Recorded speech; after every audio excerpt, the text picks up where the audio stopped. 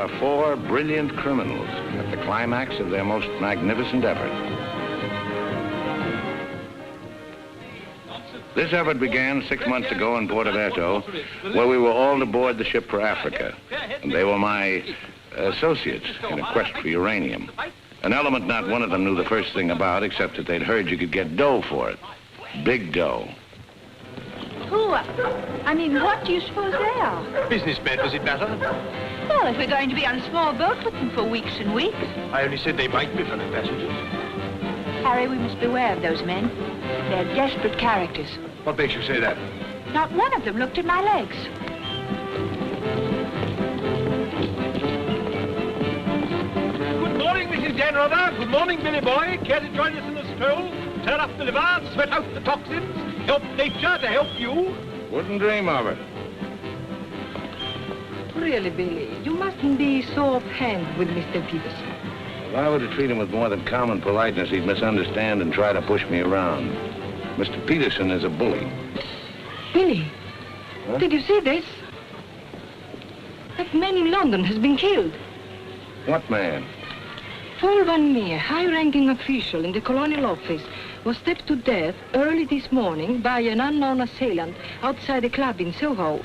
This is the third crime of violence to occur in that vicinity within the past month. What is it, Billy?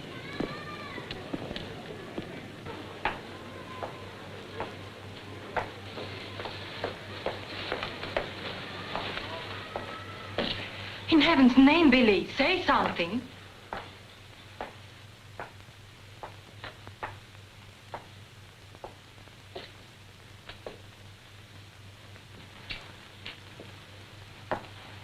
You understand, of course, that Peterson arranged this. It seems there's been a lot of violence around there lately. I don't pretend to be a fool. But look, Billy, this happened early Tuesday morning. We'd all left London well before that. What about Jack Ross? What about the galloping major? But I thought he only stayed behind to get that phone call from Mombasa.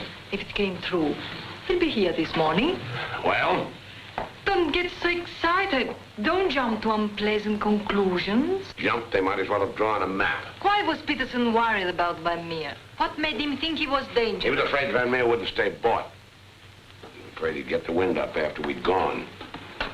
He had visions of him trotting upstairs to his superiors, announcing, I have certain information, certain persons have paid certain sums of money Don't talk so loud, Billy. to obtain illegal rights to certain mineral supplies. That Indian, that Raja or whatever he was, that you worked for in the old days, he killed a lot of people, didn't he? Ah, but he had a better style. Besides, he was out for a kingdom, half the size of France. What's the difference between that and millions of dollars? We must think of the future, Billy. This is our big chance. It may be our last. Except for Mr. Peterson, we couldn't even pay last night's hotel bill. Where are you going? A narrow cafe, drink a lot of Pernod, and listen to the band. You won't make a fuss, will you? It doesn't do to make a fuss. You have to think of the main objective. Naturally, it doesn't do to be fussy.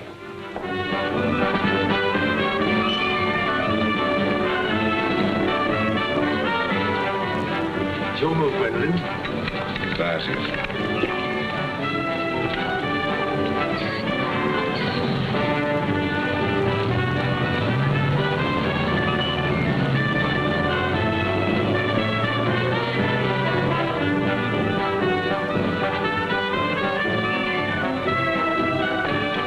The luggage is in there. Bring it up.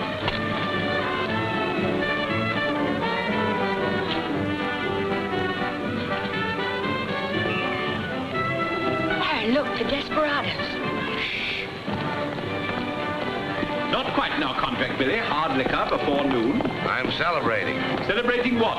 The safe arrival of the major. He came galloping in a minute ago looking tired but satisfied.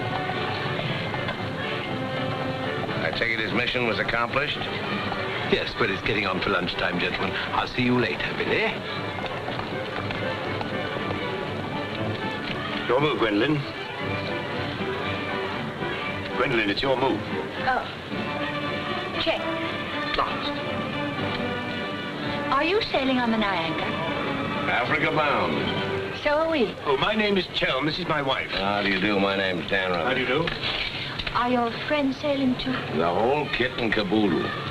You're a very mysterious group, I must say. Really, Gwendolyn? How so mysterious? Well, for one thing, you all appear to be of different nationalities. Your move, Gwendolyn. Check. I have a theory about you and your friends. Correction. My associates. As a matter of fact, I think you're doctors. Evil ones, I mean. You're going to the heart of the jungle where human life is cheap to perform ghastly experiments which require the sacrifice of thousands on the altar of science. You must excuse my wife. She has a very lively imagination. Checkmate. I don't know how you expect me to play a decent game when you keep talking all the time. Harry's been all out of sorts today. Usually he's a wonderful loser. Good morning, Mr. Dunrada. I bring you the captain's compliments, along with the sad news that the sailing of the SS Nyanga has been postponed. Now, look here. This boat is definitely, most definitely scheduled to sail at 2400 hours. Scheduled, Mr. Chelm, but not, I fear, destined to do so. The fellow gone, or is the captain drunk? Oh, of course the captain is drunk. But the real trouble is with the oil pump. Well, it's not good enough. Simply not good enough. Quite right, sir. But you're putting it too mildly. The present oil pump is no good at all. Well, how much delay does this mean? Oh, to locate, bargain for, purchase, and install a new one will require, I should say, more than a day, less than a fortnight. Utter, hopeless inefficiency. Probably it isn't the oil pump at all. Just making it an excuse to hang about and pick up extra cargo. Guns or opium? I wouldn't be surprised if she turns out to be a smuggler. What a miserable place to be stuck in. Squalid, fifth-rate port. Ever been in Forteventura before? No, I don't know this part of the world at all. Oh, I thought not. Otherwise, you wouldn't be so upset about staying. Magnificent country. Ruins to visit by moonlight, fine stretch of beach. Back there in the hills, one of the few spots left in the world where you can get decent food and drink. It's called the Blue Pavilion.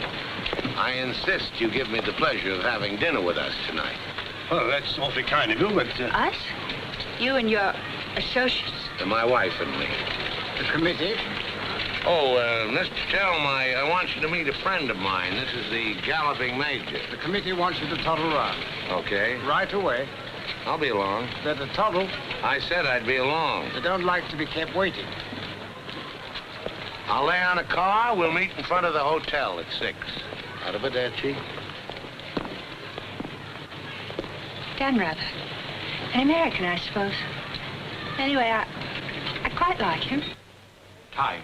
24 hours in the day, 1,440 minutes for somebody else to get busy on the same idea as ours. We ought to have got the plane and flown out, as I said from the start. You remember I said it, O'Hara? My name is not O'Hara. It is O'Hara. You hear? Mr. O'Hara. Yes, Mr. O'Hara. But you remember I said it? I said we ought to take a plane. Time. What is time? Swiss manufactured, French hoarded, Italians squandered, Americans say it is money, Hindus say it does not exist. You know what I say? I say time is a crook. If we took a plane, we'd be there inside 15 hours. Instead of who knows where. I don't want any more talk about flying. The sky is for the birds. My feet on the ground. Both of them. Come in, Billy boy. What's all the fuss about? No fuss, Billy. We're merely wondering what course to pursue in view of this unfortunate delay. Join the peasants in their revels. Go to church. Write your memoirs. Very funny. I like an associate of mine to have a sense of humor. Good laugh does more for the stomach muscles than 5-minute setting up exercises. And now that we've had our moment of fun, and all the better for it, let's get back to the question. Doesn't this delay call for a cable to your friend in British East? Mustn't send cables. Can't you get it through your heads that the population down there has trained noses? They can smell a uranium deal like a cat smells fish. But aren't you afraid, Billy, that when our little party doesn't show up on the date you said, aren't you a teeny bit afraid that your friend might use that as an excuse to begin negotiations elsewhere? If my friend were looking for an excuse, you'd find a better one in the morning papers. What do you mean? I'm talking about the untimely demise of Paul Van Meer. I'm appalled, Billy. What an unwholesome opinion you must have of your colleagues to imagine that we... Look here, Peterson, you don't have to convince me of anything. You don't care what I think as long as I don't do anything about it.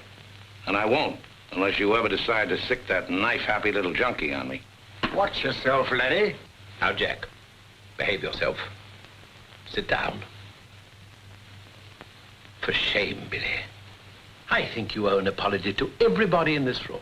And if you're half the gentleman I know you are, I'm sure you'll make it. As I was saying, Peterson, you've nothing to worry about. My friend won't pull out unless I tell him to. For purely venal reasons, that's the last thing I have in mind.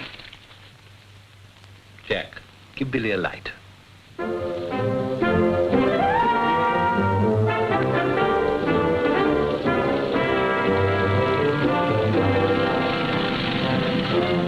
What a wonderful car. It looks as if it had won the Grand Prix d'Elegance many years ago. Oh, it did. It was built for Oraposo. You know, the bullfighter. He had it made this way so he could stand up and take bows. He only got one ride in it, bequeathed it to me on his deathbed. Well, here's to Oraposo. I hope you like champagne. You mean it's yours? Well, I gave it to my former chauffeur, the fat bandit in the front seat. Harry, look at that wonderful villa. Well, that was Bertie Crampton's. Oh, you mean Lord Crampton, in Gloucestershire? His family acres marched hand in hand with ours. Gloucestershire, the cathedral towns, trout fishing, garden parties. What a beautiful life. You know England well? Emotionally, I am English. I serve tea every afternoon with crumpets, and I've always kept up my subscription to Country Life and to Tedler. Trouble with England, it's all pomp and no circumstance. You're very wise to get out of it. Escape while you can. Well, I'd hardly describe myself as escaping. Simply so happened that a relative of mine, first cousin actually, who died recently, happened to be the owner of a coffee plantation. Africa's the place now. You talk about the diamond boys, the gold boys. They just skimmed a little off the top. Potential mineral wealth of Africa's hardly been scratched. Now, there is a villa. Big. Well, that's the Villa Capriccio, famed in song and story, a 3-star attraction in Baedeker. Well, whose is it? Well, the bank's on it now. It used to be mine. Yours? Yes, I brought old Charles over from Fouquet's. You know, the old Fouquet's, to run it for me. Then when I decided to pull up stakes, I bought him this restaurant we're going to. Least I could do to show my appreciation. Well, here we are. Charles! Charles! Wait here a minute when I rout old Charles out. He doesn't even know we're in this neck of the woods. Charles! Charles! He must think we're extraordinarily naive. Knew all those people. Owned that vast villa. Bought this place because he liked the fellow's cooking. What utter balderdash. Oh, perhaps he did. I beg leave to doubt it. Did you notice his wife? She seemed to be rather a sensitive little woman. Really embarrassed by all that rot. I am sorry, signore. As you see, we are closed. We do not open for another 2 months. Charles, what the devil's going on here? This place is falling to rack and ruin. The place is closed. We shall have to dine in the hotel after all. Monsieur Dan. Monsieur Dan. Madame, why did you not let me know you were coming? You did not say you were with Monsieur Dan. Nothing is close to Monsieur Dan. It's good to see you again, Charles. It's been too long, Monsieur Dan. Not since the night you left the villa. Remember your farewell party. I've tried ever since to forget it. Remember how in the morning we escorted you to the train with violins playing and everybody cried like when a king you love very much leaves this country. Aren't you dressed yet? Do I appear to be dressed? Do dress, do hurry. It's the most wonderful day. And Billy wants us to drive out and see his villa. His former villa. Obviously, I can't go. I've got a chill on my liver. What a miserable place to be ill. And you forgot to pack my hot water bottle. You packed it. Gwendolyn, I distinctly remember. Hello. Oh, hello. No, I'm afraid we can't. Harry has this wretched chill. Give me the telephone. Chelm here. Yes. Quite. Absolutely. A hot water bottle. That's very, very good of you, old boy. Look here, Dan Rother, would you mind very much if my wife went alone? She enjoys this sightseeing sort of stuff, you know. Splendid. Splendid. I'll send her along. You know, Gwendolyn, nowadays, One simply cannot afford to dismiss people just because they're not one's sort. One has to try and bridge the gulf. After all, it's a new world we're going into. One's got to take it as one finds it. Face it. Use it. Master it.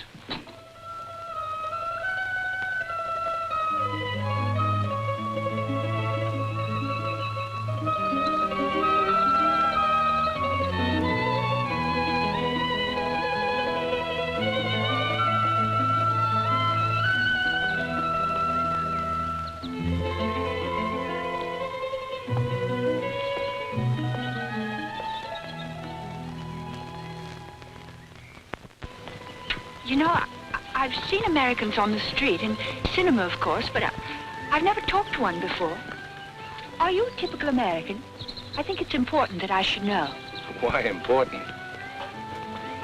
There are two good reasons for falling in love.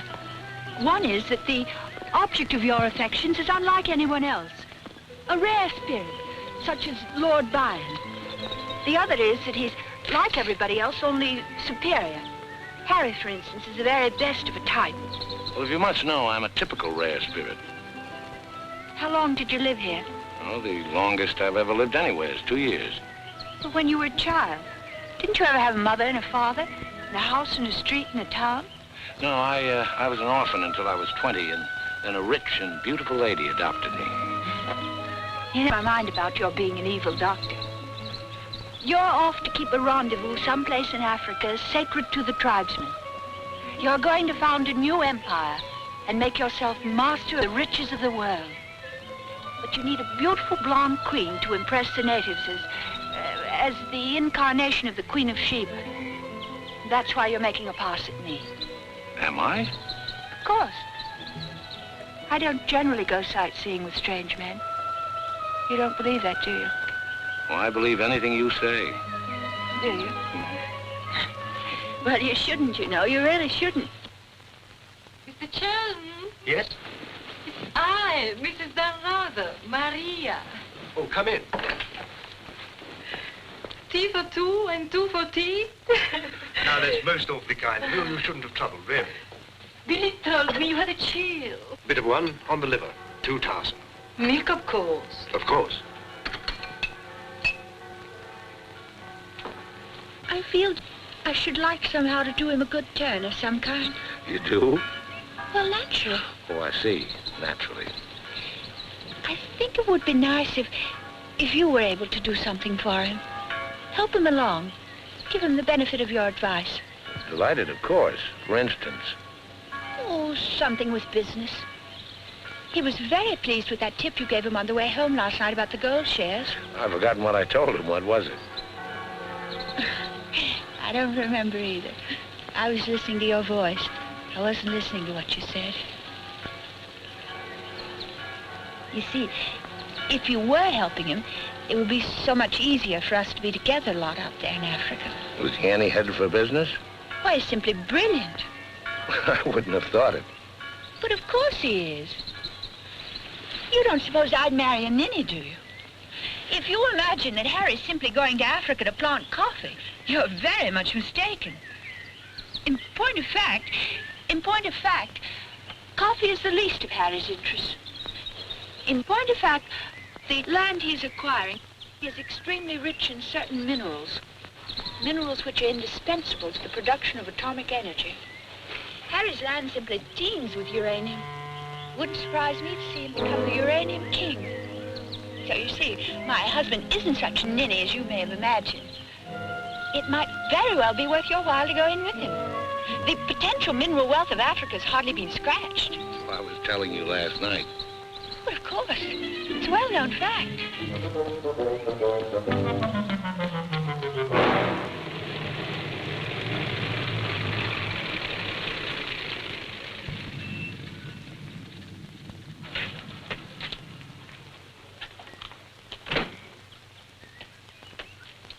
Billy boy. Very. I'm so glad. What an active woman Mrs. Chelm is. Is that what you called me over to tell me? Who are the Chelms? They're English going out to British East. They have a coffee plantation. Any money in coffee? No, but there's a type of Englishman goes off to coffee plantations without caring whether there's any money in it or not. Relatives leave them coffee plantations and they go out to them. But why this sudden interest in the Chelm? I'd just like to know who's making friends with my friends.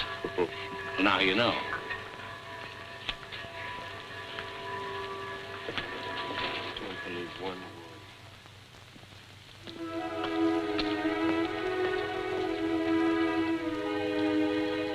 You know, if I ever leave you, it'll be for someone of the type of Harry Chell. Well, bully for you.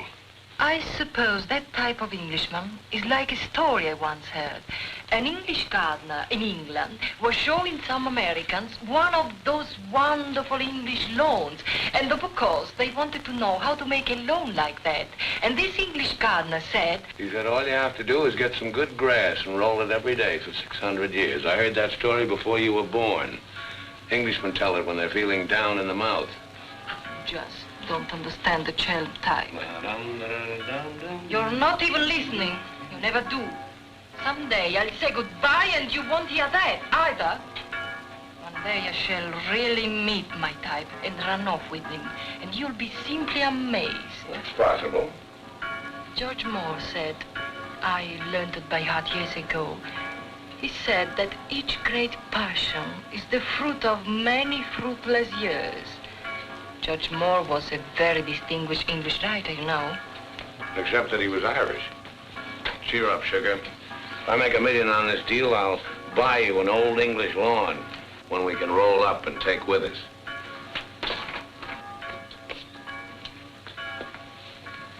Billy, good morning. And what's our wide-eyed Irish leprechaun doing outside my door? Why do you always make jokes about my name, huh? In Chile, the name of O'Hara is a tip-top name. Many Germans in Chile have become to be called O'Hara. Good morning, Mr. O'Hara. Madame, my respects. Perhaps Mr. O'Hara would like something to drink? Yes, maybe perhaps a little whiskey, huh? Very weak, please. What's this visit in honor of? Oh, just wanted to have a little talk with you. Okay, but make it fast. Fast? I give you my word, Billy. I give you my word. I feel to you like an older brother. Oh, it's not so much the difference of age. It's probably, yes, the reason is because I come from a culture which is so much older than yours in my country. A child 6 years old is older in his heart than you'll be at 60. It smokes, it drinks, it philosophizes.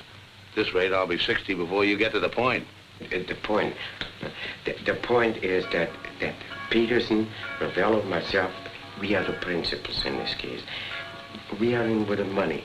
We cannot switch around and turn, but an agent, it's easy to imagine that he could conceivably doesn't feel himself quite as irrevocably committed as Peterson or We're fellow passengers, I believe. Not quite yet, would you say? Too sadly true. By any chance, you don't happen to have seen your Mr. Danrather about? I don't think Billy's up yet. Not 11. He's rather a late riser. But he said... Well, anyway. I shouldn't put too much stock on what Billy says, particularly when he's had a few drinks. It's not that he means to break his word, he just forgets that he's given it. Charm and dependability so seldom go in one package. There are exceptions, of course. Your husband, I imagine, from his manner and behavior, is one. Oh, yes, very. Well, quite, Harry. I'm so looking forward to meeting your husband and having a chat about Africa. By all means. I understand he's in coffee? You make it sound like a total immersion. Part of Africa we're going to is due for some pretty important changes. In my opinion, things will be booming out there before you can say Jack Robinson. I do hope there won't be too many changes. It's completely unspoiled, I hear, with some of the loveliest scenery in the world. I can't imagine anything more lovely in the way of scenery than to have a few acres of gold and diamonds cropping up on a piece of land I bought for a song. Heaven forbid. Next thing there'd be big, ugly holes everywhere and great, horrid machines instead of lovely scenery. Anyway, I don't think my husband worries much about money and business, that sort of thing. Really? I mean, to appreciate my husband's point of view, one has to understand his background. Those lawns, hundreds of years in the making. Those immemorial elms, those walls hung with family portraits, generations of them, those great echoing galleries where so much of English history is being made. Taxes must be terrific on a place like that. What would people like the Chelms care about taxes with their kind of money? I mean, when a family's been a power in the city of London for so long, one of the great financial families. Power in the city? You mean? Oh, yes, of course, one of those Chelms. I'm surprised you know about them at all. Very few people do. They prefer to work behind the scenes. I find it rather hard to believe that a man in your husband's position would go to Africa just for the coffee planting. You're very quick, aren't you? In point of fact, he isn't. In point of fact, he has a very special reason. So I suspected. It has to do with sin. Sin? Since the war, my husband has been almost exclusively concerned with spiritual values. He feels that if he can get away there, in the heart of Africa, he will come face to face with essentials. He wants to work out the problem of sin. Sin? Why, yes, of course. Isn't that what we're all most concerned with? Sin? Gwendolyn, what are you doing here? I thought we were supposed to meet on the beach. Harry, I want you to meet Mr... My name is Peterson. Been having the most delightful talk to your wife. She tells me you're interested in spiritual values. I myself am vastly Harry, concerned. we'd really better be going. You'll excuse us, Mr. Peterson? What have you been telling that man? Nothing, Harry. He got onto the subject of religion, and I just happened to mention that we usually go to church on Sunday. Billy, I think it is high time you take stock of yourself. Can you truthfully say about yourself, I, Billy Dan Reuter, have acted fairly and squarely to my associates, huh? But of course he can, Mr. O'Hara. Everybody knows Billy's the soul of honor. Shut up, sugar. Perhaps he's the soul of honor, and perhaps appearances are deceiving. You mind telling me what it is I'm supposed to have done? Nothing. It's your conduct. Your conduct doesn't... Your conduct does not inspire confidence, and confidence really is the most important necessity in an undertaking of our kind. One may be completely innocent, but if one's actions invite suspicion, one might as well be guilty. To be trustworthy is not more important than to seem to be trustworthy. Billy, have you done something you shouldn't have? Tell me, Billy. Tell me the truth. My conduct. Who do they think I am, their hired man? But you are, you know. You are the hired man. How good and kind of you to remind me. How good, how true, how kind.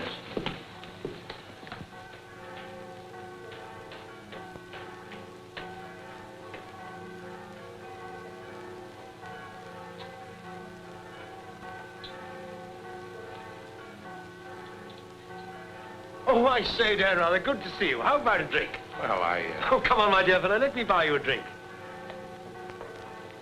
Oh, Gwendolyn, don't forget to send one to Aunt Beatrice. Can't understand it. Gwendolyn distinctly said she'd join me on the beach. Then I come back and find her sitting there in that cafe. Extraordinary creatures, women. Well, let's drink to them. Pano. Scotch. Come on, you tiny little wreck, have a drink. We're drinking to women. Take the drink, but won't join you in the toast. Glass of Irish. Women. Hitler had the right idea. Keep them in their place. Kleine Kinderkirchen, babies in the kitchen. Say what you want to about Hitler, he had his points. Come. Look This here. generation's had its chance. Hitler, Mussolini, those are the men. Now is the age of the barbarians. The world's going up in smoke. I say, let it come, get it over with. Well, if you don't mind, I'd like another year or so of worry. Worry? Just 1 minute, laddies. I've just 2 or 3 words to say to you, laddies, and that's don't worry. Don't ever worry. I'm in a position to know secret information. The Rosicrucians, the Great White Brotherhood, the high secret orders. But you've no faith. You must have faith. Faith and power, secret power. Men who guard the trust from the deepest insides of the whatchamacallit. Mystic rulers, all one club, chained together by one purpose, one idea. Mankind's champions. Follow me, Billy? Oh, why, of course. This generation's had its chance. Hitler, Mussolini. I can't stand here and permit you... Are you interrupting me? Relax, Jack. Have another drink. I simply want to state that things don't happen to be what certain people imagine. An officer may find himself strapped for money And he may undertake certain things which in other circumstances, no. Absolutely no. Absolutely. I mean, absolutely no. In the old days, I should have simply told people of your ilk to buy their own drinks. Poor old Jack. I'll teach you. I'll teach you to insult an ex-officer of the Indian Army. Well, are you yellow? The bar. You're Major Ross? Right. Ross here. Right. Right again. Come along to the committee. Saved by the bell. I've never heard such rot in my life. Sin. Oh, sin. All I could do was to keep a straight face. No, I'm certain of it now. These are two very clever and dangerous antagonists. Sit here and help me close them. But how could they possibly know what we're up to? Great interests like the Chelms have ways and means. Yes, and I'm convinced they're out to get us even before we get started. We must get ahead of them. Time has entered the picture in a new way. Never forget the time factor, gentlemen. It always enters the picture in the end. I'm sending a cable to London. I want full information on those Chelm interests. British Africa, too. Check up on his interest there. Every time the plane lands, I'll try and reach you by telephone. Keep me informed of the latest development. Dan Reuter, that lying, swinish, rum-swilling double-crosser. What pleasure it would give. No, you can't at the moment. We need him. Right now, we need that swinish, lying double. Did I hear my name? Rub-a-dub-dub. 3 men in a tub. Tub? Oh. Been a change of plan, Billy boy. You and I leaving for Africa. How's that? You and I are flying to Africa by the next plane. Oh, what's happened, Peters? Must be something important to get you on a plane. Perfectly simple, Billy boy. The trouble with the oil pump and the general uncertainty about when the Nyanga will sail forces me to sacrifice my personal comfort. I prefer to fly rather than run the risk of arriving too late. Well, there's also such a thing as arriving too early. What do you mean by that? Well, the land doesn't come up for auction for a couple of weeks. My friend can't make his move until then. If we sit around British East all that time, somebody's going to start wondering who we are and ask questions. Is that your real opinion, Billy, or are you just looking forward to a long sea voyage with the attractive Mrs. Chelm as your companion? Or perhaps you have even other reasons. Such as? That's for you to know and for us to find out. You'd better get your packing done.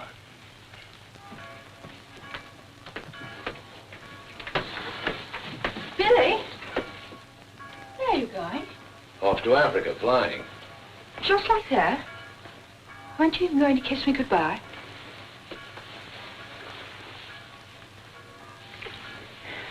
I wish. Don't say it. What? That you wish we'd never met.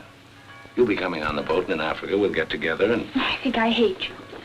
Letting those revolting men order you about. Don't deny it, I've watched them. They treat you like a servant. They say, hop it, and off you hop. I know what it is. They have a hold on you. Some black secret that could ruin you. What makes you think that? No, it happens all the time. My old Spanish nurse told me that half the people in the world would be ruined at once if everyone told what they knew. But couldn't you have them done away with? I mean, you must know plenty of people who could bump them off. It probably cost a good deal, but it'd be worth it, certainly. Well, it's not impossible, except that afterwards I wouldn't have any money. This way I stand to make a lot. Millions? Maybe. Then perhaps your connection with those men isn't quite so undignified as I thought. Those millions, would they be pounds or dollars? Well, either way suits me. No, that's very careless of you. The state of the pound is so uncertain. You must think in terms of hard currency. Maybe I should hire you to handle my affairs. You could do worse. I'm awfully intelligent, really. Come along, Billy boy. The car's waiting.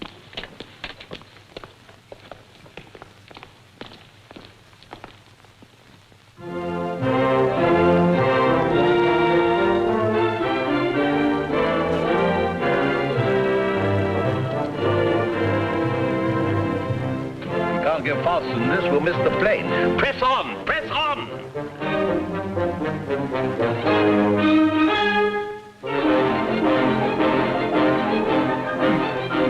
High posting.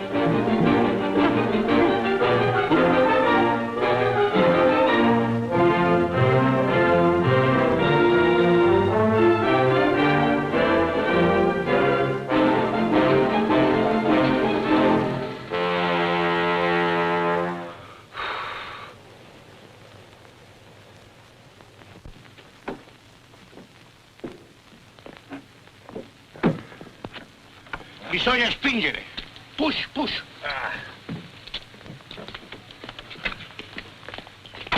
Come on. 1, 2, 3.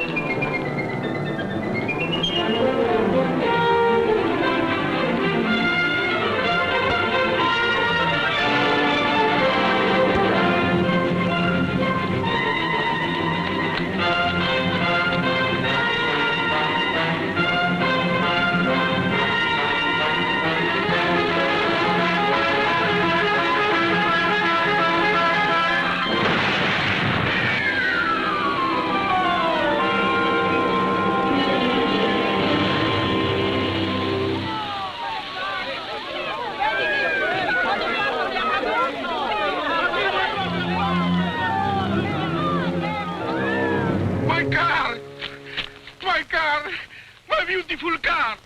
You did that on purpose. What? You planned it that way. I know what you're up to. I know everything. I know about the uranium on the Chelms land, the Chelm interest in the City of London. The what? You heard me, the Chelm interest. I take it your information comes from a reliable source. It does, from Mrs. Chelm herself, in fact. Ah, magnificent. Simply magnificent. You must pay me back for the loss of my beautiful car. If you weren't a benighted jackass, if you could see as far as you could spit, you'd know there's no such thing as a Chelm interest. You'll have to do better than that, Mr. Danrother. Very much better than that. Don't believe me. Check with London.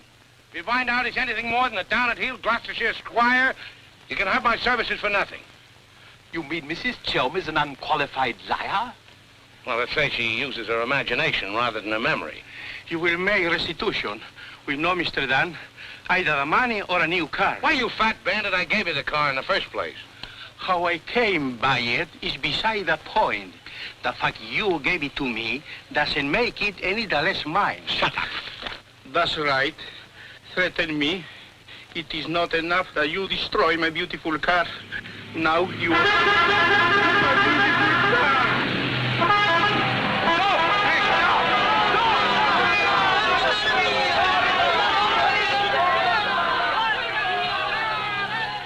More than anything, I want Billy to make a grand success out there. Well, as you care so much about money, I should have thought you would have left Billy for some rich man. I shouldn't think Billy would mind, really. I mean, neither of you are in love or anything. You are a strange girl. Of course I love Billy. Actually, I adore him. And Billy loves me very, very, very much. That's why I trust him with his little unimportant amours. And what does he say about yours? But, darling, all husbands like their wives to seem attractive to other men. Be sure you explain that to Harry. I'm going back to the hotel.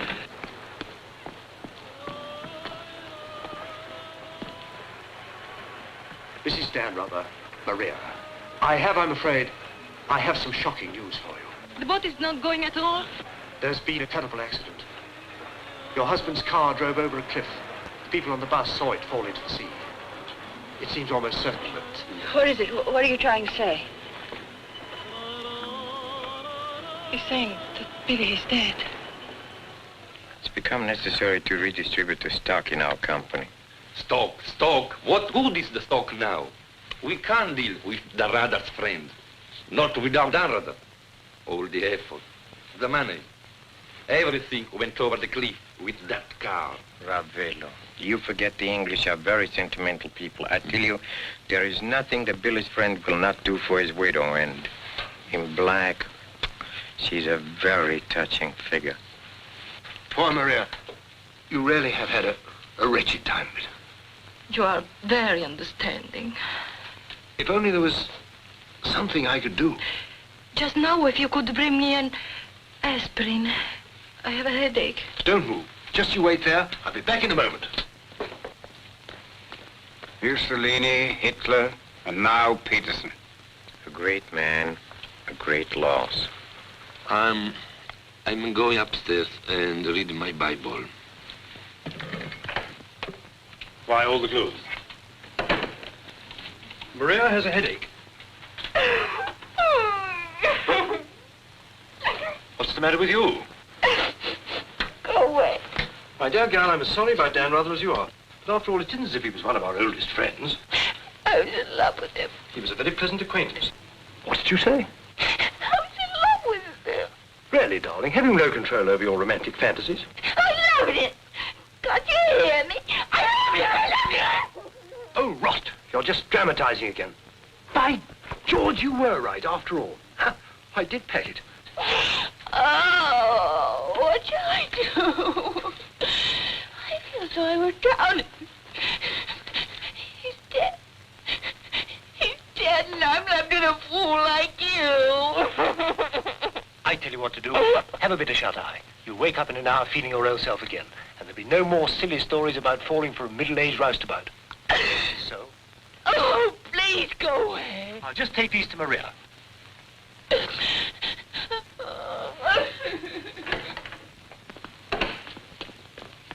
Mr. Shelm, this is very important, for you as well as for myself. Yes, well, get on with it. There is now an opportunity for you to secure enormous profits with virtually no risk. I want to beat about the bush. Our purpose in going to... For you as Billy's widow, it will be very easy to persuade his friend in British East, and for capital, we have Chow. Quite evidently, you've been misinformed as to my interests.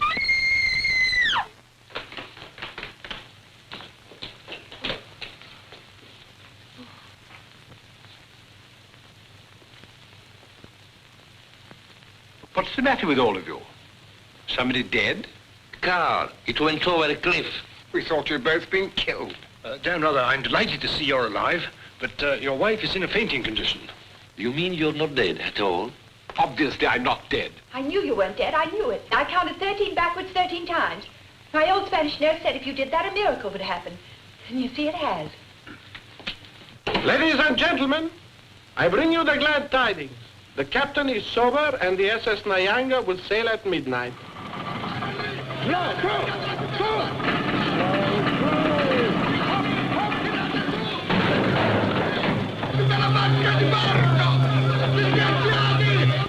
I can't see it anywhere. What can have happened to it? My dispatch box, where is it? A black tin box this size. What have you done with it? Guardi che la sua valigia gliel'ho messa in cabina. I told you to take the most particular care of it. I shall not go on board till my dispatch box has been found. Having trouble, Shell? I think that I can't cope with myself, thank you. È la seconda volta che glielo dico. La valigia gliel'ho messa in cabina, è inutile che insiste con me. Says he put it in your cabin, whatever it is. Idiot! Why didn't he say so in the first place? Say, look. What's happened to Harry? He's been giving me the fisheye all evening. Oh? What is it? Perhaps it's because when I thought you were dead, I told him I was in love with you. You what? I couldn't help it. It made you seem less dead. And? Oh, he didn't believe me. He thought my nerves were upset. Sort of delirium. He thought it quite a joke. The idea of my inventing a love affair with a middle-aged roustabout like you. That's what he called you. Well, now that I'm back in the flesh, you'll begin wondering about that delirium of yours. I suppose seeing you alive is different from thinking of you dead. You're just great cooped up on that tub with a suspicious husband. Billy.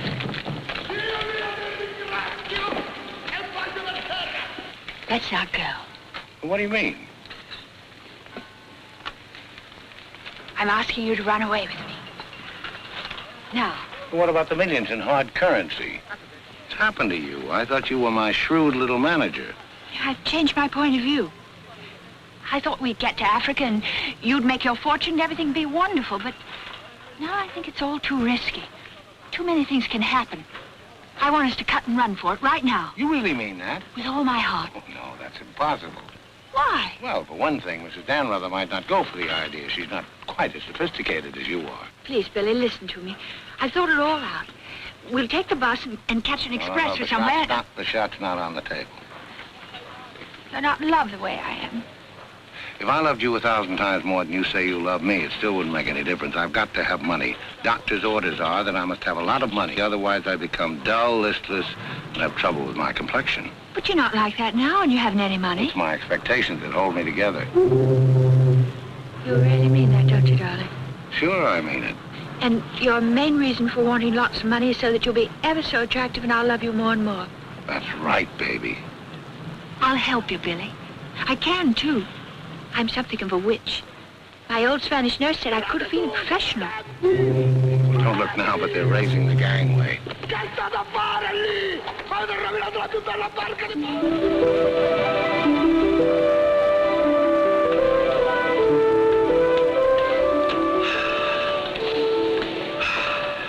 The air, ozone. What a pity we can't bottle it, gentlemen. What a fortune we'd make. Neptune's mixture. Now breathe deeply. Remember, every breath is a guinea in the bank of health.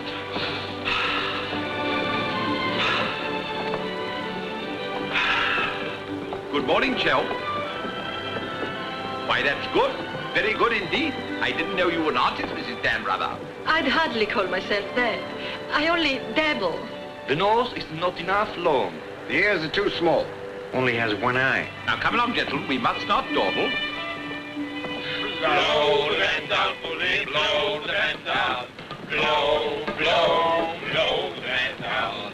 Blow the man down, Benny, blow the man down. Good morning, Mrs. Chelm. Let's hope she breaks her neck. Blow the man down, bully, blow the man down. Blow the man down, bully, blow the man down.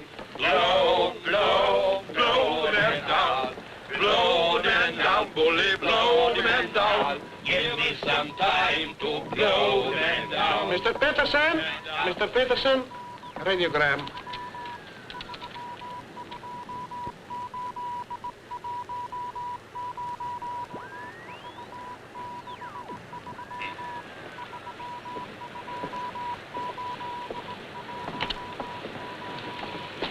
No Chalmers State, Gloucestershire, stop. Nolan the Gentry, Chalmers.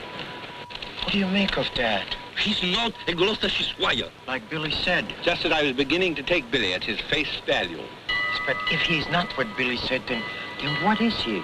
We are at sea again, gentlemen, in more ways than one. Mystery, more mystery. Billy is a liar. Heaven only knows what Chelm is. CID, maybe. You borrowed my thought. What to do? What to do? The time has come for direct action. You remember last night when we came on board? The fuss he was making about his dispatch box?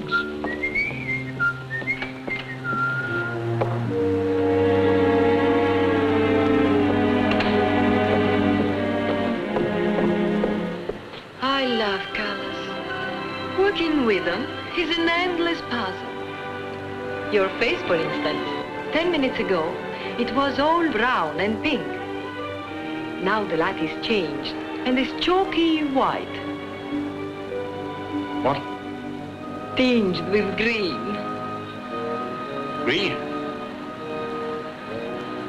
It must be getting rough. Just a little. Don't break the pose. I don't feel very well. I think I'll go below and take a pill.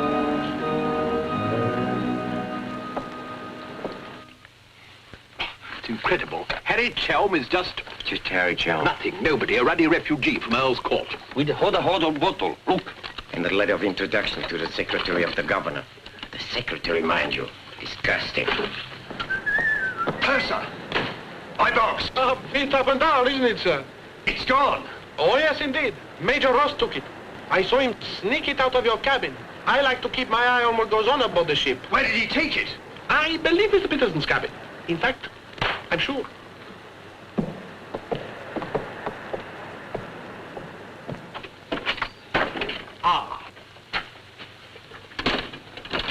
And now may I ask what explanation you have to offer? He forgot his hot water bottle.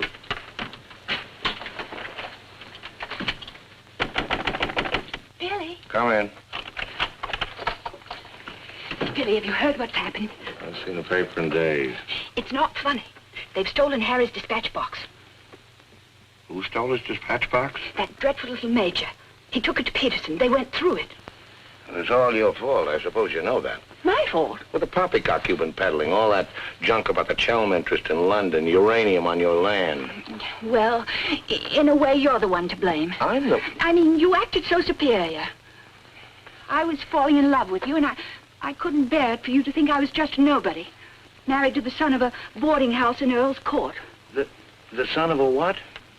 A boarding house. That's what Harry's parents do. They run a boarding house for decayed gentlefolk. But the way he talks, the way he acts, I thought that... It's just that he sees himself in a place in the West Country with trout streams and horses, leading the life of a country squire. It's not his fault if people take it for granted that he has a place like that. He's never once said that he had. Well, country gent, son of a boarding house, whoever he is. I suppose I'd better get his box back. Oh, he got it back himself. Well, then there's no harm done. Except that Harry's gone to the captain. He's going to have them put in irons. He is what? He says that's what they did in the Royal Marines. Look here, Skipper, there's a perfectly simple explanation for all this. I happen to own a dispatch box which is very similar to Mr. Chelm's. When I didn't find it in my cabin, I asked Major Ross to see if it had been stowed away somewhere else by mistake. The Major found what he thought was my box in the saloon with some other luggage. The box has been in my cabin ever since we sailed, under the berth. As soon as I saw the box, of course, I realized at once that it wasn't mine. I simply opened it to find out to whom it belonged so that I could return it to its rightful owner. I can't conceive why this gentleman should imagine I should be interested in a box containing patent medicines. I'm not a hypochondriac. Purser, tell the captain exactly what you told me about the box. Why, sir, you asked me whether I'd seen it, and I said it might be the one I'd seen being carried along the passage by Major Ross. You distinctly told me that you'd seen it being taken from my cabin. Oh, you must have misunderstood. You were rather ill at the time, if you remember, sir. That's all, Purser. He's been bribed. He's in league with these criminals. Just a case of a misunderstanding. That's how I look at it. Now, what about a little cognac? To wash away any ill feeling. I don't care for a drink. And let me assure you that this matter is far from settled. While rifling through my personal effects, I feel certain that you must have noticed I had a letter of introduction to the Secretary of the Governor. I suspect he'll be much more interested in what I have to say than this gin-soaked so-called ship's captain. You mind your tongue! Any more else? The other one I put in irons. As far as I'm concerned, this is a close incident. Look, you've got your box back. Why don't you forget the whole thing? What possible interest do you expect the Colonial Office to take in? On the contrary, I expect them to show considerable interest in a gang of crooks who are trying to swindle the country out of vast uranium deposits.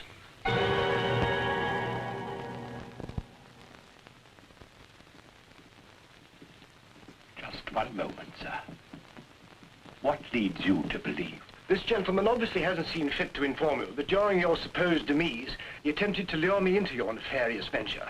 Unfortunately for you, he acquainted me with all the pertinent facts.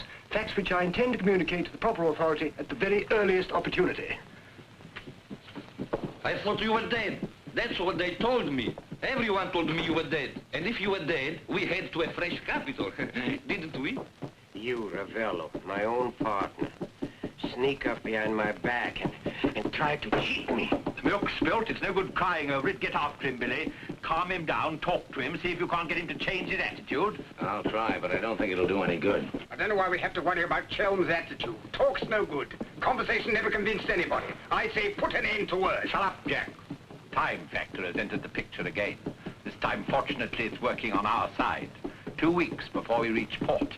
That should be plenty of time to convince our friend, Chelm. I beg you, please end all this trouble.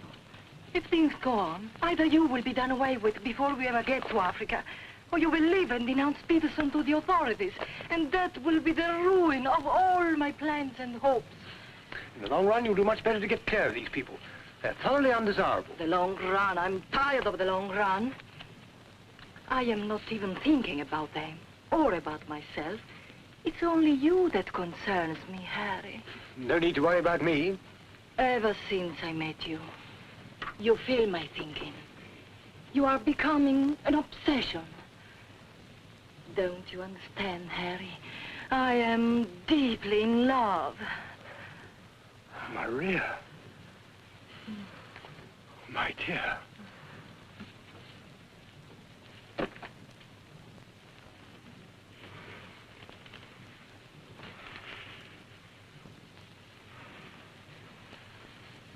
Only you could make a woman feel like this. All I want is to be in your arms, now and always. You forget I'm going to be done away with. Oh, no, no. It will be easy to arrange. What you must do is this. You will write me a letter. A love letter. You will tell me that you cannot denounce Peterson, because then I will suffer too. Because you love me so much, you cannot bear to hurt me. Such a letter they will believe if I show it to them. My dear girl, you must see that this is quite out of the question. I don't propose to make compromises. Not compromises, Harry, darling. But you can see if you cause trouble, the whole of our plans, my plans,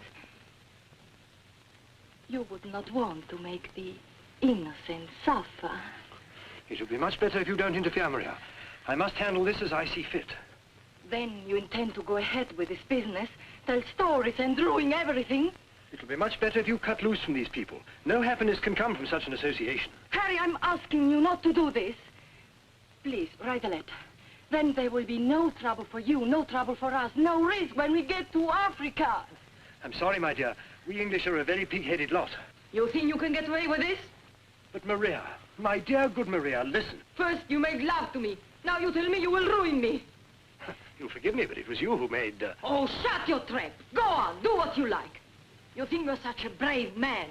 I'll tell you what you are. You are a heel. What the blazes now? What's happening? What's going on here? The oil pump's on the blink. The electricity's failed. Utter folly. A ship lying in darkness this way, we might well be rammed at any minute. I'll tend to this myself. Which way is the engine room? The passengers are not... I'm sure your chief engineer will welcome the advice of an ex-officer of the Royal Marines.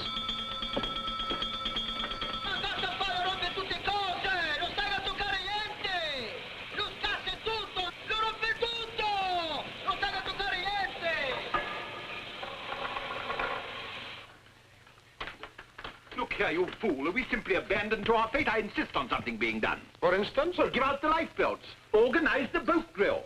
The clientele are requested to remain calm. To remain calm? Does the captain feel no sense of responsibility for the lives of his passengers? It's my opinion that the captain doesn't feel much of anything at the moment. Do you mean to say he's drunk? The fellow ought to be made to walk the plank. I'm afraid just now he cannot walk at all. But this is outrageous. Oh, sit down, old man. What have you got to worry about? We're only adrift in an open sea with a drunken captain and engine that's liable to explode at any moment. Perfectly ordinary situation. Happens every day. But just in case any of you are still at all anxious, let it be known that Mr. Chelm has taken charge in the engine room. Who's taken charge? Harry, and he'll foozle it for sure. Shall I get out the hymn books? Your husband claims to have learned all about engines and such things when he was an officer in the Royal Marines. If he ever was. In point of fact, not only was he an officer, but he once won a medal for jumping into a sea of fire to rescue someone. It's only a bit of wreckage and not a man, but that wasn't Harry's fault. Just a slight error in judgment. Oh, the lights, they come on. You must have fixed it. Impossible. The engines are turning. We are underway. I still say it's impossible. Ladies and gentlemen, may I have your attention for a moment? I'm happy to inform you that the oil pump is now in perfect working condition. Putting it right was no great accomplishment for anyone with the slightest mechanical bent. Anyhow, we may now proceed without further delay and in absolute safety. Oh, Harry, you did. You fooled it. But when you wrecked my ship, where is your Forward, please. Captain wants to see you. There you are. You devil! You wrecked me, beautiful ship! Nothing of the sort. Some scallywag down there sabotaged my work out of pure malice. You exploded my engine! Keep your hands behind. Let's all behave like little gentlemen. Stay out of this, Dan, mother. I can handle the brute. What happens now? Do we get the life belts? Do we abandon the ship? There's no immediate danger. The passengers were pleased to return to the saloon. We're heading for the nearest port, and there seems to be some chance of our making it. Let's go. Come along. Now, who was last down? Last. Billy, boy, be a good fellow and make a fourth at bridge. The Major has no head for cards. A few rubbers will soothe all our nerves. Oh, thank you. I'll soothe mine with a double scotch. In fact, I think I'll make it a triple. No ice, no water. Right, sir. How about you, dear Mrs. Dadrubber? Little bridge? Oh, so sorry. I have the most fearful headache. I think I'll go to my cabin. Oh, what a shame. Well, boys, we'll have to make it cutthroat. What about Harry here? Maybe he'll take a hand. That, under the circumstances, is a most unsuitable suggestion. Gwendolyn, I must ask you to either move to another table or else leave the saloon. Harry, for heaven's sake. I don't care for my wife to associate with an associate of criminals. Don't be absurd. Billy's not a criminal. He's the best friend we have on this boat. We're not in need of such friends. You don't need any friends you can get. The only thing standing between you and a watery grave is your wits. That's not my idea of adequate protection. Purser, how much longer before this ship reaches port? If we ever do get to port, it should be within 14 or 15 hours. That's a long time. Sit down, make yourself comfortable, have a drink. Enjoy the Major's piano recital. Come on, Peterson, buy us a drink. I'm afraid I can't accept hospitality from persons who I intend in a few hours' time to denounce in a place of justice. 2 spades. I admire your sang-froid, Mr. Peterson. Or perhaps you don't think I'm serious. We shall see. 3 clubs. Gwendolyn, are you going to do as I say? Not when you speak to me in that tone. Not when you try to order me about. In that case, Where are you going? on deck where the air is less polluted.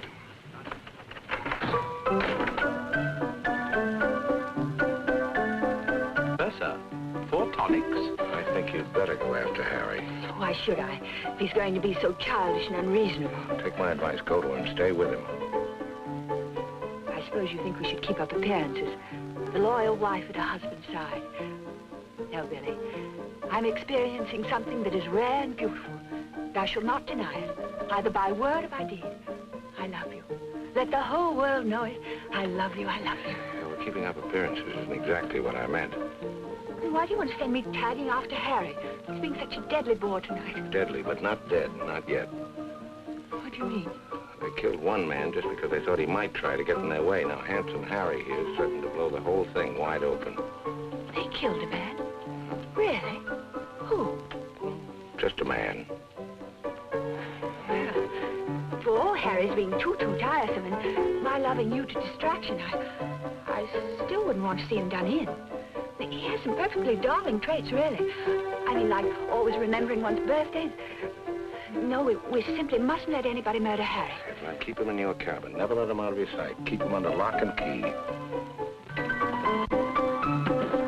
Oh, Billy, that awful music. It's so loud. It comes right into our cabin. Peterson, tell the Major to soft pedal it. And while he's about it, he might change the tune. Oh, don't you like it? It's one of my favorites. I'm afraid he doesn't know any others. Do you, Jack? Oh.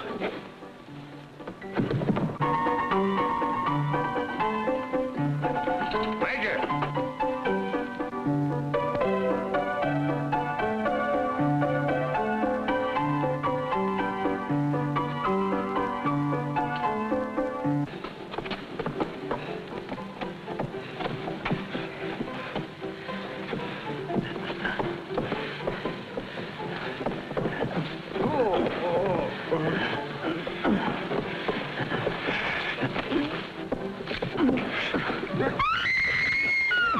Do I hear a lady screaming? One down. Captain! Captain!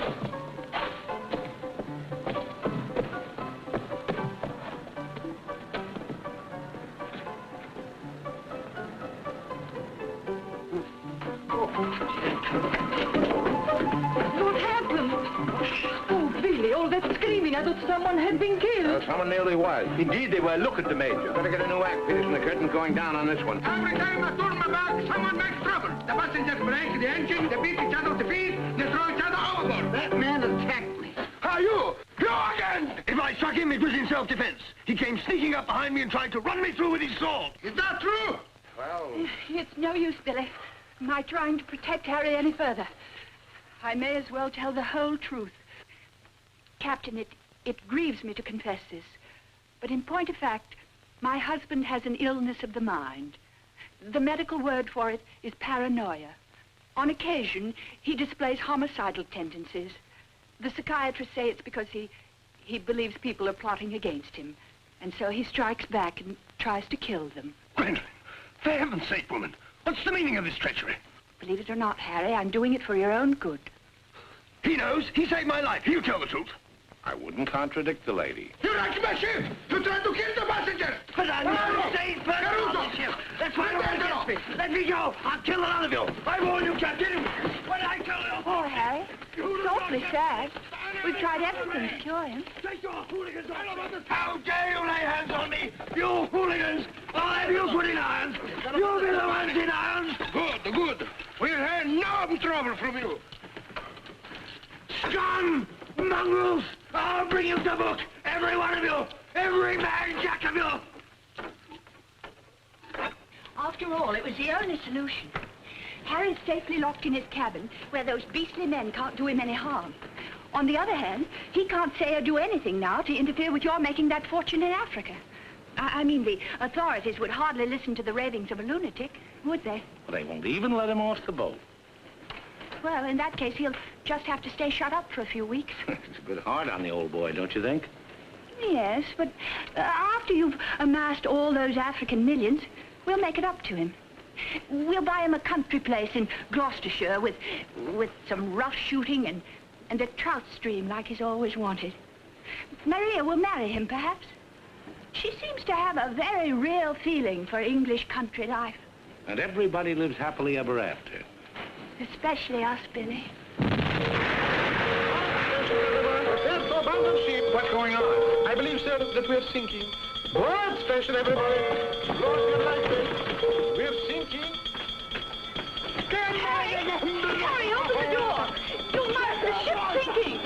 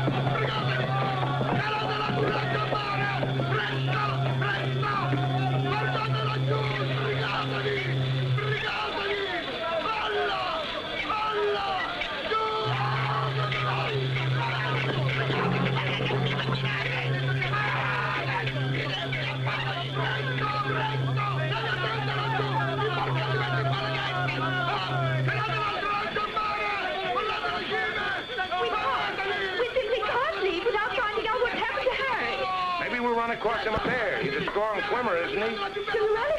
I don't say we will, but it's possible. Anything's possible.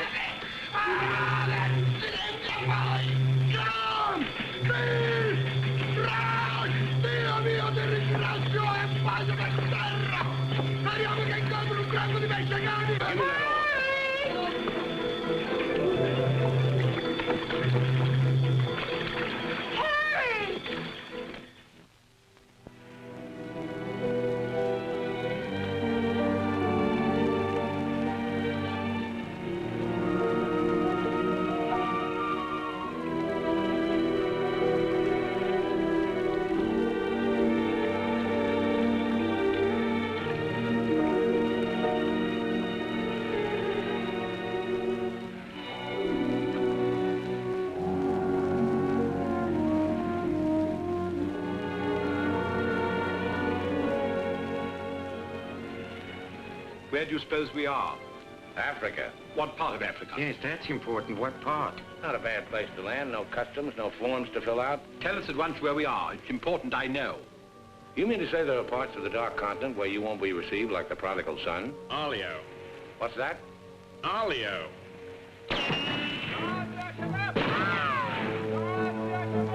Better get down, everybody. Oddio, mamma mia! Adams! Oddio, mamma mia! Get rid of your passports, boys.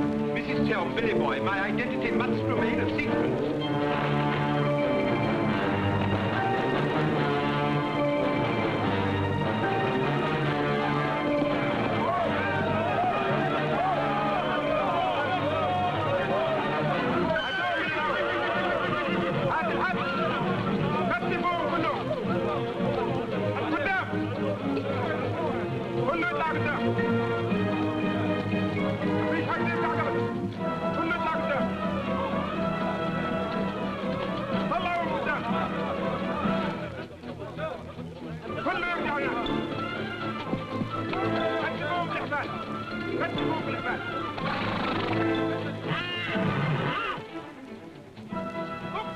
Alia, what's that?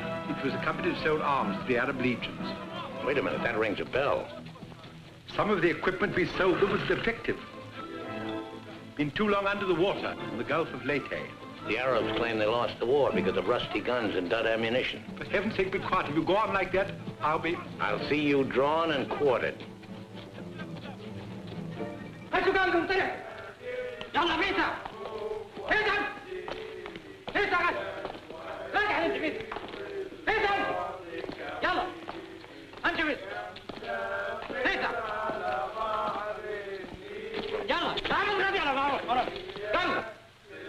Are you going to allow them to bully you in this way?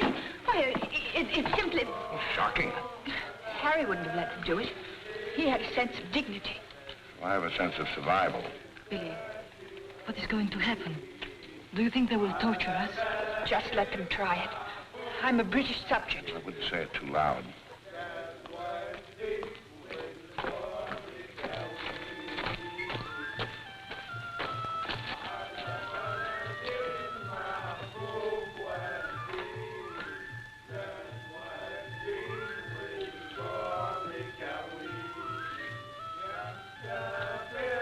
We shipwreck.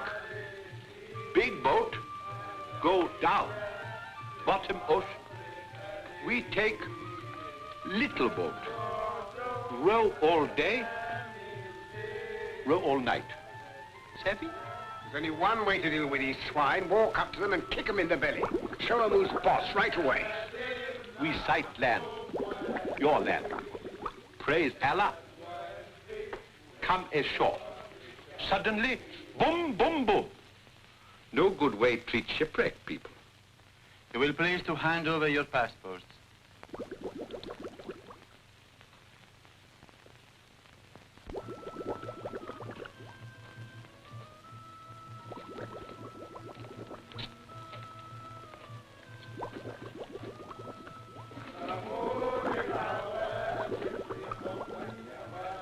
There seem to be 4 missing. Will those who have not handed over their passports hold up their hands?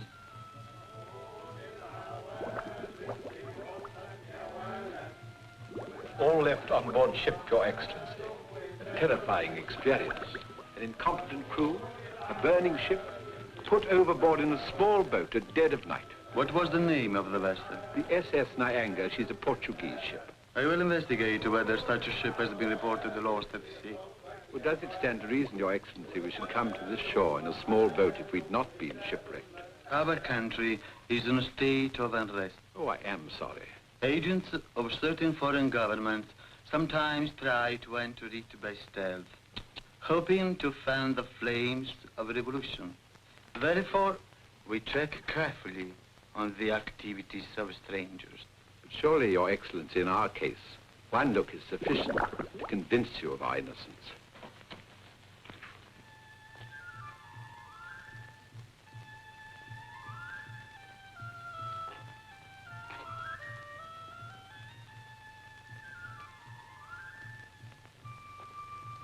No. One look is not enough.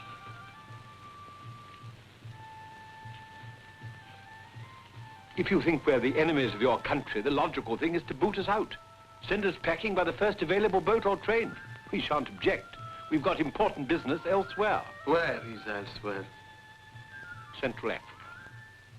And what sort of business? Vacuum cleaners, sewing machines. Ah, yes. Businessmen. All going to Central Africa to sell vacuum cleaners. Hut to hut, I suppose. And you, sir, I take it, are the head salesman, the ringleader of this group. Oh, no group. We met for the first time on board ship. Complete strangers to one another. Liar! The others all look at you each time I ask a question. I am a keen observer. You 4 are together. Oh, no, my fat-gutted friend. I'm not the illiterate, simple-minded native you're fool enough to take me for. I am a great man, a serious man. I spit on you, too. I spit on you and all your life. Off to the wrong start, Peterson. There's only one way to deal with these swine! Swine! Swine! You'd better be careful. My husband, my late husband, who was drowned in the Niagara disaster, happened to be one of the most important figures in the British government, Sir Harry Chelmes. In point of fact, we had letters from the Prime Minister and the Queen telling everybody to be particularly courteous to us and our friends. So you see, if any harm befalls us at your hands, it will become a major international incident. Would you instruct that one that in my country a female's lips may move, but her words are not heard? Harry, if only you were here.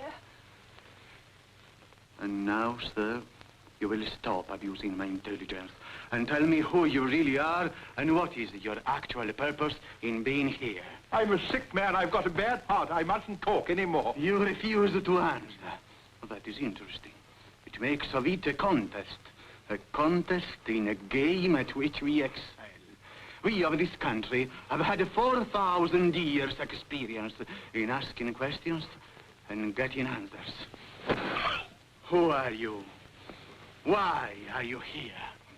Don't hit me again. My heart, I have an attack.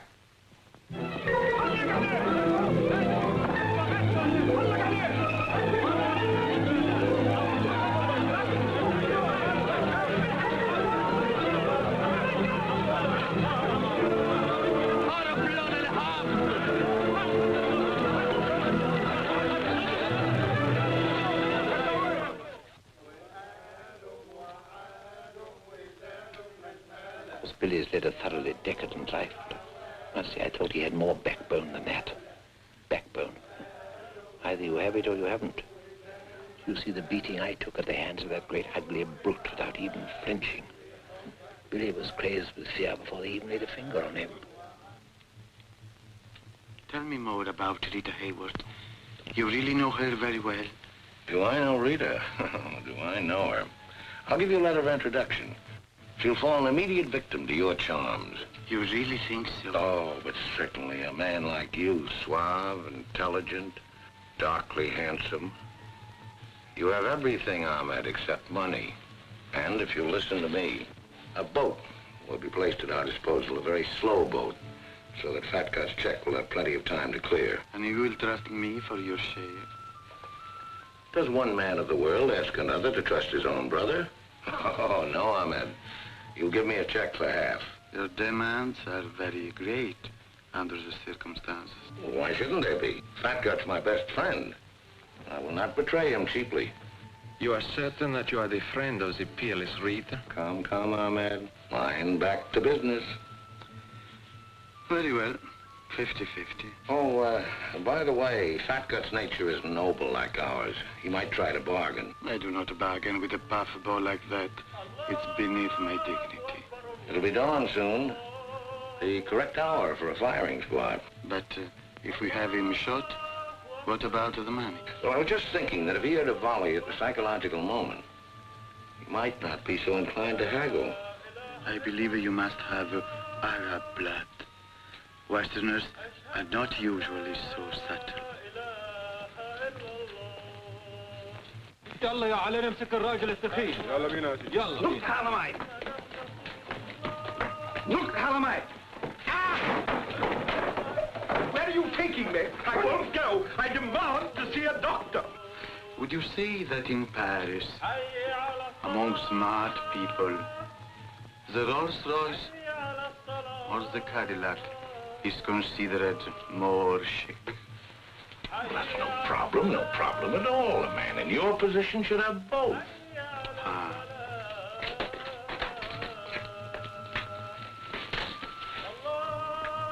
Mr. Dannerader, I believe, would like a word with you.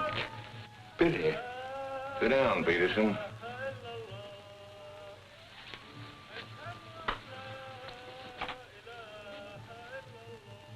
I've been talking to Ahmed here, and he's made the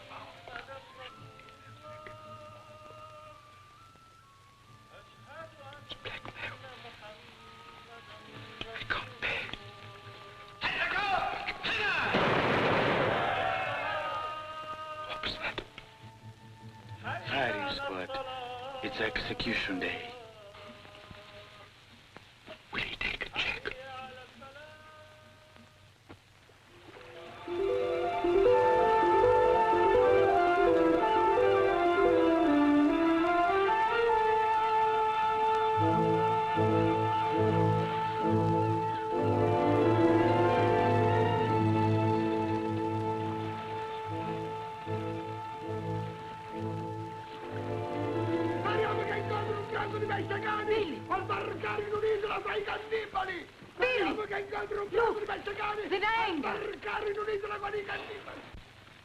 Ballate la cime!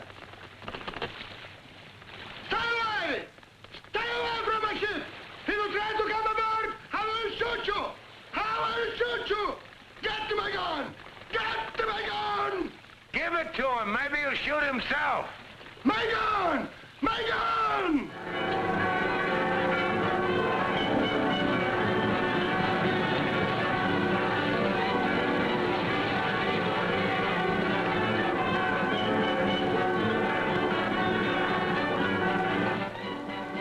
Excuse me. Are you Mr. William Danrother? That's right. I'd like to ask you a few questions, if I may. Oh, I'm sorry, not now. Forgive me, but it's rather important. Yes, it always is. I was a newspaper man myself once. Well, you may quote me as saying that everybody was heroic except Mrs. Danrother, who ate all our boots. Very amusing, but I'm not a reporter. Oh? Jack, go to the phone, make reservations. The first plane to Nairobi, 6 seats. Yes, and if they don't have any, talk to the right man and tell him if he kicks other people off the plane, we'll make it worth his while. I always said we ought to take a plane. You remember I said that, Mr. Horror? I said we ought to take a plane. Mustn't dawdle, Billy boy. Great deal to do and not much time. Those are the other members of your party? Yeah, I'd like to talk to them too. Oh, what's it all about? I believe you were acquainted with a Mr. Van Meer, now deceased. Peterson, you and the boys better come back down. The gentleman here wants to speak to you, a Mr. Jack Clayton of Scotland Yard. You take your wine here or upstairs, Mr. Dan? No, we'll have it here. Care to join us in a drink, Clayton? No, thanks. It's a bit early in the day for me. I read somewhere that a Scotland Yard man never accepts a drink from anyone he intends to arrest. Is that true, Mr. Clayton? Quite so. Mrs. Danrother? No, I'm Mrs. Chelm. This is Mrs. Danrother. Well, how do you do? Well, I wouldn't dream of alarming you lovely ladies, so perhaps I'll have a glass of bubbly after all. Peterson, how do you do, sir? How do you do? Ravello. And, Mr. O'Horror. O'Hara, Julius O'Hara, delighted. No, I'm the one to be delighted. It had begun to look as though I'd never catch up with you people. That would have been a bit embarrassing. You see, this is the first time I've ever been abroad on an investigation. I've spent quite a lot of money. And my chief can be very sarcastic about the money one spends, particularly if you fail to deliver the goods. Mr. Clayton is presently interested in the Van Meer murder case. The Van Meer murder case? Oh, yes. That fellow in the Colonial Office. Yes, I read about that in the paper. It was a shocking affair. According to Mr. Van Meer's appointment book, Mr. Peterson, you had lunch with him at the Savoy a few days before his death. That's quite correct. Mr. Van Meer was an expert on African matters. We wanted his advice about affairs in British East. Do you recall the subject under discussion? Vaguely. Crop yield. The native labor situation. Inches of rain. Vaccination, shorts. How long did you know Mr. Van Meer? Oh, a couple of months. We met half a dozen times. Did he ever make mention of any enemies, business or otherwise? Did he say anything about romantic attachments? I mean, did he name any women? No. I should have been very surprised if he had done. Mr. Van Meer struck me as being every inch a gentleman. Oh, of course. Well, that's all. Unless somebody has anything further to add. I have. I think you ought to know that the business of one of these businessmen is murder. I beg your pardon. Major Ross, I mean. I can't guarantee Major Ross murdered this Van Meer person. I assure you, however, he attempted to murder my husband with a long, thin dagger, which he always carried about in what looked like an innocent swagger stick. Go on, Mrs. Chelm. You see, Major Ross is employed by Mr. Peterson there to do his dirty work. One might say he's a professional killer. My husband found out certain things about Mr. Peterson. Things, in point of fact, that are a matter of empire, involving, as they do, a plot to exploit our kingdom's uranium resources. And that's why Mr. Peterson decided to have him done away with. Don't run away, Mr. Peterson. That's always tantamount to a confession of guilt. Tantamount is what I call it. More champagne, Clayton? No, thank you.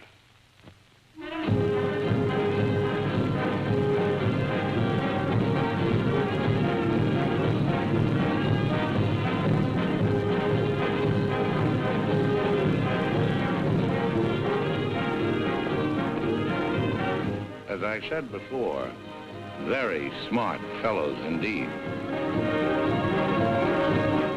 Should you ever think of me in Earl's Court, that's where I'll be, helping Harry's parents with the lodgers.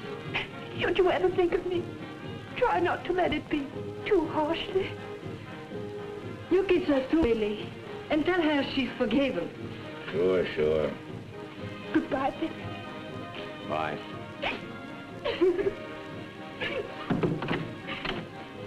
For Mrs. Chelm, just came on the ship's wireless. Oh, by the way, Mr. Danrada, do you know that your associates are all in the Hoosgow?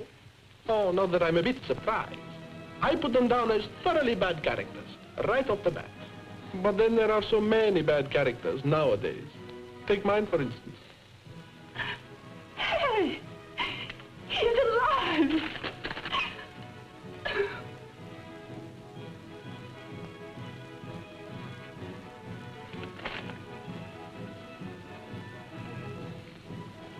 Oh.